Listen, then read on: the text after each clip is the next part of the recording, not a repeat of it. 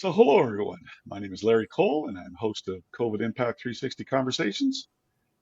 Today, I'm with Chief Science Officer Doc Roy at CI 360.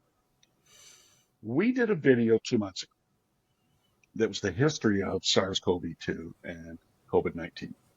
And from that video, which was about an hour video, it's really well thought out, came a lot of really good questions. And we decided from those questions, let's cull out 11, 12 good questions, and let's do a video on each of the questions because they were high level and we think they're good for the public. So we're on question number 6. And question 6 came from Melanie S. And she asked, why does the COVID virus have so many names? Can you explain this, please? Right, Sure. take her away. Thanks for the question, Melanie.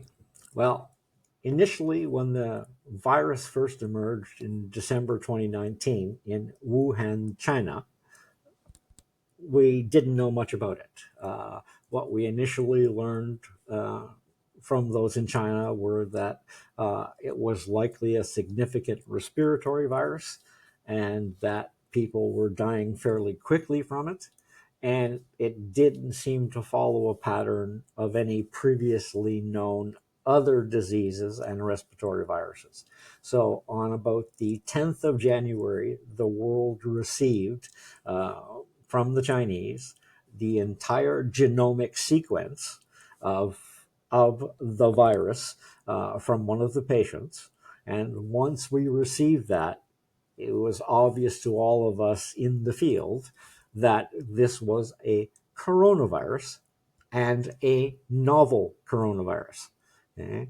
So it means we had never seen this particular coronavirus before. And there are 4 common cold coronaviruses that we see every year. And we've had 2 previous pandemics that were caused by coronaviruses, one called SARS-CoV-1 and the other called MERS-CoV. Okay? This one was different than all of them, but it had the greatest sequence homology. How close was the genomic sequence of this new one to a previous one?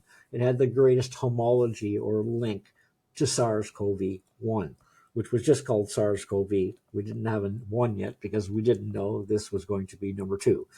But that's how we realized it was a new virus, so a novel virus. That's how we realized it was a coronavirus.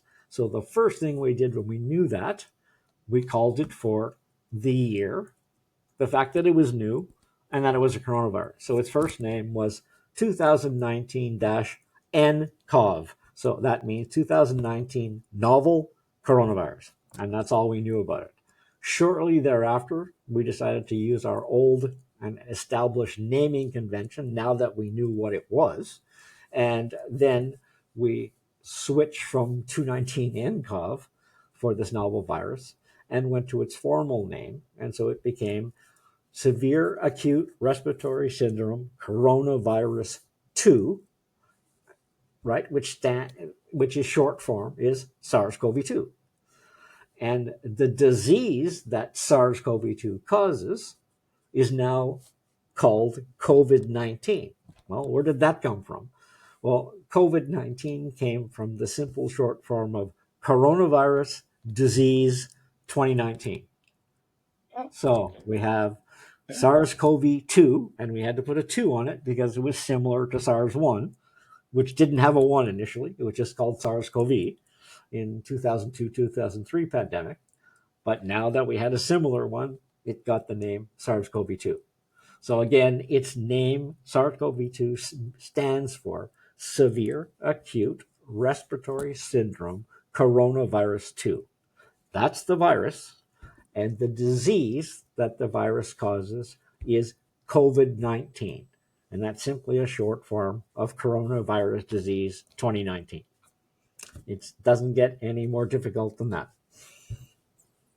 I'm glad actually you cleared that up because I don't think a lot of people, Roy, knew that there was a virus and then there was a disease. So they tend to just lump it all into this big pile called COVID-19, not understanding that. So you really actually helped me quite a bit with that because that's it's being able to differentiate. So thank you, Roy. We'll carry on to the next question.